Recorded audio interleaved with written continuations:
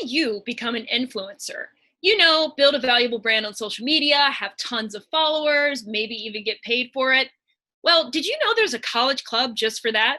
We'll speak to two influencers about what it takes to make it online. That's next on Keep It Social.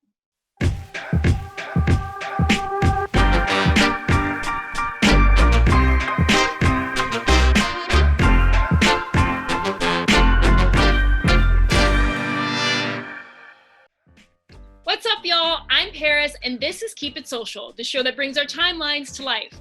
I'm here with my co-host Terrence and today's guest to talk about the stories that caught our attention and yours on social this week. What's up, Terrence? How you doing? I'm doing well in pandemic world, as well as I can. How are you today, Paris? Hey, I'm hanging in there. That's all we can do, right? Exactly. Well, we're talking about influencers today. I'm really excited, so let's jump right into it.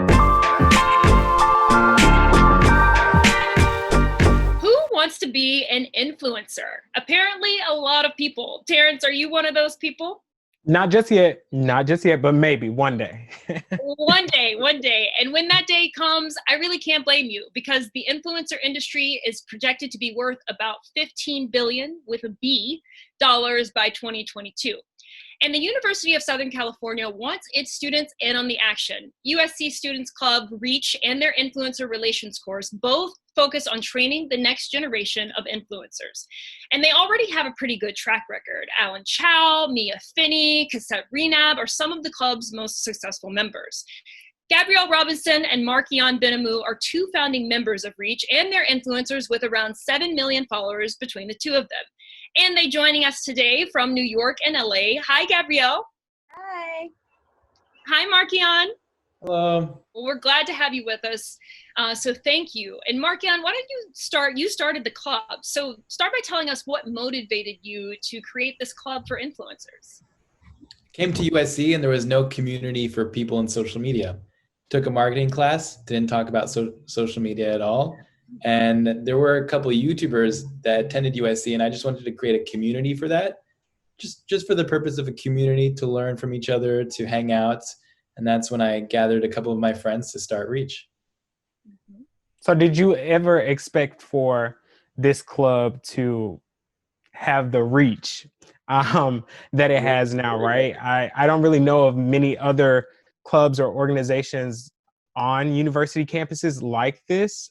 So what were your hopes for the club outside of like the community development? Were you expecting people to go and become these huge people with these larger names even for yourself, or was it more lax than that? Not at all. The vision was just to have a community for big creators and small creators, people in social media, not even just being influencers, but also in the business side, like digital marketers who also fall in the category of social media. And social media is such a big industry, like Paris, you just said, that it was crazy that there was no community or even class that I knew of at the time I was at USC 2 years ago that existed. So that's really what inspired me to do it. And it's a great learning experience for me personally as well. Mm-hmm. And Gabrielle, what about you? I mean, what did Reach teach you and how are you using it with what you're doing today? Yeah, well, I tell Markian this pretty much every time I see him, but I'm so grateful that he let me into the founding member class of Reach. I know that I came in with about 1,000 followers, and my primary goal was to use my social media platforms to promote my photography and accelerate that side of my business. I'd always dreamed of being an editorial or commercial photographer. And then once I was like, oh wait, I can work with brands and easily just shoot their products, but also pose with them. It just really taught me a lot more about how I can use my skill sets and also the community aspect of it. I've said this time and time again, but the people in Reach are like family. Markian kind of trademarked it as the hashtag ReachFam, and I definitely stand by that. And as like a veteran in Reach right now, because I'll be going on my 4th year in Reach, it's definitely like been a huge part of my college career. So Gabby and Markian, with that being said, like Paris said, we all agree that this industry is basically bustling with opportunity, right? However, I feel like, Just- I feel like a lot of people still don't necessarily respect the craft of influencers, right? Like, I feel like there's a very negative connotation around being an influencer in regard to success. So how do you all feel about, the time and the effort that you invest in your content, and then it may or may not being well received or well respected by people in like other professions? It's hard to judge someone's profession without knowing it, first of all. And I have so much admiration for creators in general. A creator is an entrepreneur. The number of things that you're doing as a solo creator, between the creative side of filming, editing, acting, directing, whatever you're doing in your videos, and then on the business side of marketing, of publishing, of posting, you're doing it all. And it's tough. And that's the way it is. So once people realize the work and the opportunity, I think when you talk about like people who aren't in the social media industry, or like people who aren't familiar with social media, they don't know the opportunity that's there, the money that's there. When you realize how much money some creators are making because of the brand, because of the audience that they've built, you're gonna not look at lawyers the same way. I mean, you're gonna have the same respect for the creators. Mm-hmm. So speaking of opportunity and how you can really cash in on this, what does it take to get to that point? I mean, what do you really need to make it as an influencer? Or do you just need like a really nice smile like this one? Yeah. Because I want in on the Terrence. Right. You guys got it. I think part of it, so I hold a graphic design degree from USC, and something that we kind of learned there is branding. It's like a design fundamental, and as a creator, you are your brand. So you have to come up with your like 3 core values, the same way that Gap or Abercrombie or whatever company has their core values. As a creator, you have to have the same. And once you figure out like those for yourself, it can help you create your brand voice. And from there, you can start to build your following. Mm-hmm. And I mean, there's also some concern about the market. I mean, the whole economy is taking a hit because of COVID-19, and that the influencer economy is not excluded from that. So do you think there are any concerns about the viability of the market going forward? I'd say from my personal experience over the last couple of months, brand deals have been hard, for sure. I actually hired 2 brand like salespeople. We haven't been able to get many brand deals. However, consumption is up for our videos. So, and ad revenue is a huge part of our monetization. So thankfully that brands are still like advertising on there, and that will be there for the foreseeable future. So that's kind of what we're really relying on, and it's been fine. We haven't been affected personally, thankfully. Yeah, I've actually done better than I ever have. And I don't know if that's because some creators maybe don't have their full production staff, or like they're struggling on their own, or maybe it does have to do with the brands that they work with, and those specific brands just aren't offering gigs. Markian, why do you think, what's your secret sauce? Really not obvious. It's not obviously a core value. For us, it's our mission. It's making people smile. That's what it's all about. And we've actually had a big brand shift. I used to make videos alone, like a solo creator, and it was Markian. And this year we changed that to Smile Squad. I now have a team. We have several creators, and everything we do is about making people smile. I wanted to grow something beyond me as an individual. I wanted people can attach much stronger to a purpose, like making people smile, rather than a personality that goes in and out, like trends. People phase in and out. And I'm not an entertainer. I wasn't born to be an entertainer. I used to be very shy, become more outgoing. In school, math, science, those are my strong subjects, not artistic. So for me, it's all about our mission. And I think every creator needs a purpose. It's part of your brand. Your life isn't interesting enough to just be about you when you're just starting out, unless you get to the top tier of celebrities. So that's what our mission is. Yeah, I definitely appreciate that, just from following several different influencers online for whatever reason. And I think for the ones that I attach myself to the most is this, like you said, this outlying, very apparent purpose to their content, the reason why they want to share what they share. And it's not, I don't feel like it always, of course, engagement is important. But I think that, like you said, the objective of making people smile is what's most important. Yeah. So I appreciate content creators that do that for sure. I'll back that up, or I guess like counter argue that I'm very business oriented, numbers oriented. We need to be hitting our metrics. So it's not, this is a business at the end of the day. And that's how I've treated it the whole way. Business with an amazing mission, but it's a business, and you can no longer be a creator by just doing it as a hobby. It's too saturated. You're never going to get anywhere. So as much as the mission is important, the numbers for me are very important as well. And that's how we know that we're reaching, 100 million instead of 50 million people. And that if this video doesn't perform well, we need to see what happened, why was retention low, how many shares did it get, all that. So for me personally, numbers is like super important as well. Yeah, but the numbers aren't coming in front of the purpose, right? Just for clarity. They have their own, they're two different worlds, I would say. Okay.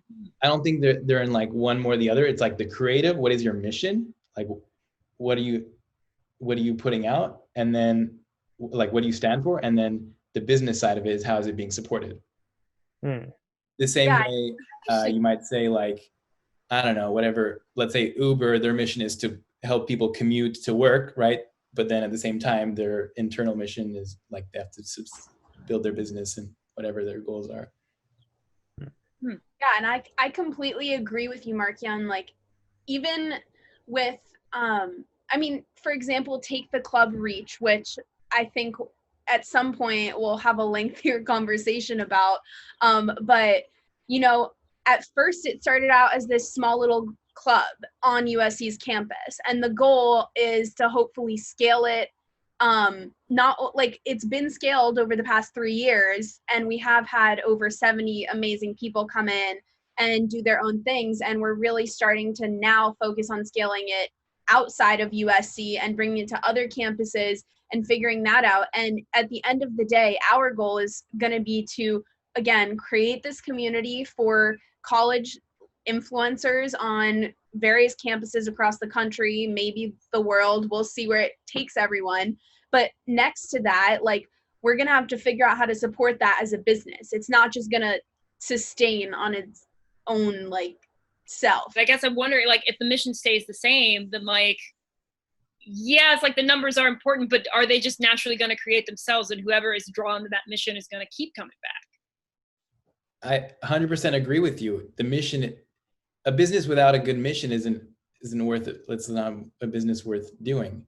What should drive the content should be the mission. However, what you want to avoid is forgetting about the importance of the numbers in order to sustain the business. So that's kind of how it's in my head. The mission is the forefront. That's what people are here for. If your priorities and the only reason you're doing it is for the numbers, then intrinsically your mission is not going to come across, because that's not what you're passionate about.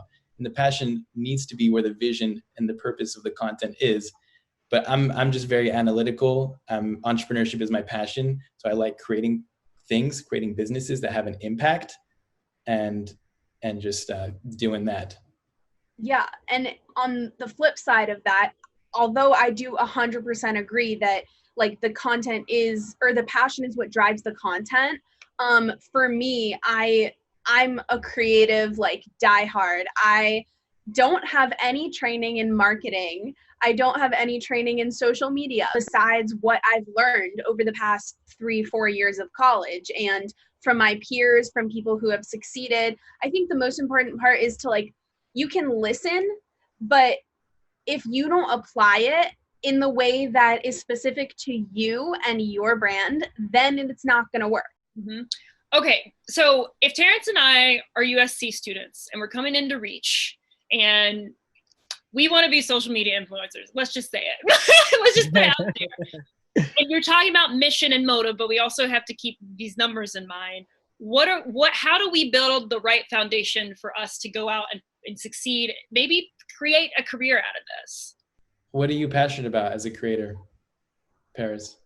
For me, it's storytelling, it's identity, and yeah, I would say also in being your authentic self, which is tied in with identity. So I guess to wrap that all into one is telling your own authentic story. Why is that?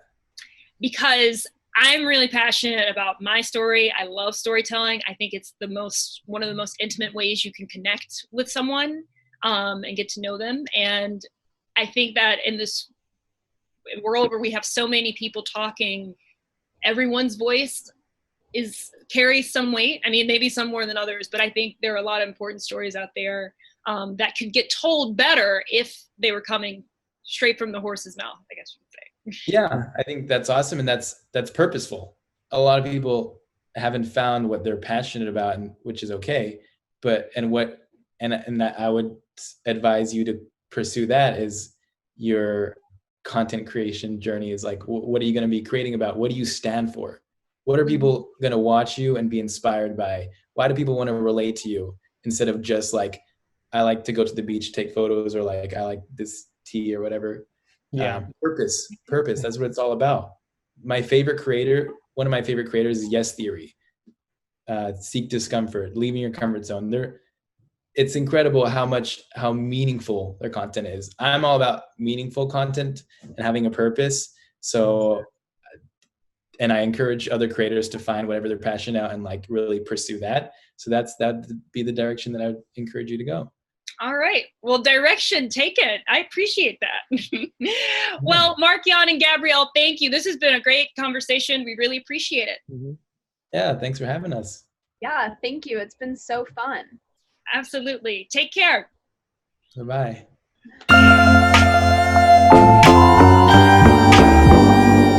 Well, that's it for us. Don't forget to like, comment, subscribe on our YouTube channel and social media. Let us know what you want to see on the show and keep us posted on what's trending on your timelines. We'll see you next week. And until then, what should they do, Terrence? Keep it social.